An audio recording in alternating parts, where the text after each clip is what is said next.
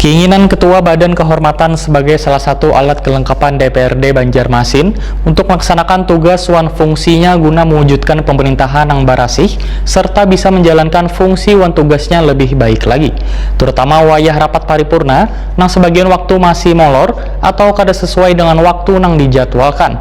Nah, pemirsa, berikut kabar lebih lengkapnya.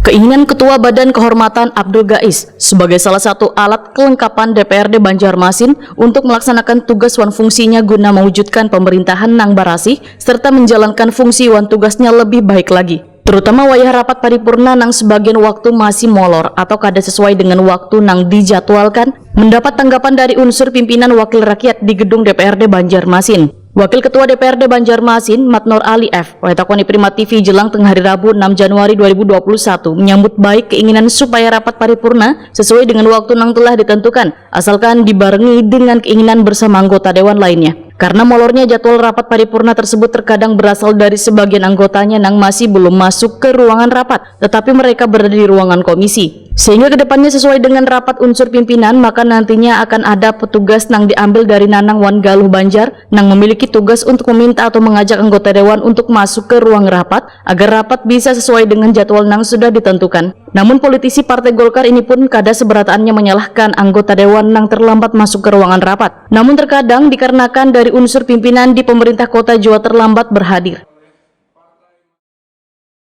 Jadi gini, saya sangat sependapat. Ya, saya sangat sependapat. Tepat waktu itu memang harus itu. Di tatip kita itu tepat waktu ini kalau sudah kurung, ya kan? Sudah kurung itu dibuka. Tak, kalau tidak kurung di skor. Nah, tetap tahapannya seperti itu. Cuman makanya sekarang saya akan mencoba merubah mekanisme ini dulu. Saya sudah berkoordinasi, maka saya minta dengan bagian sekretariat gunakan, ada dua yang agak terlambat.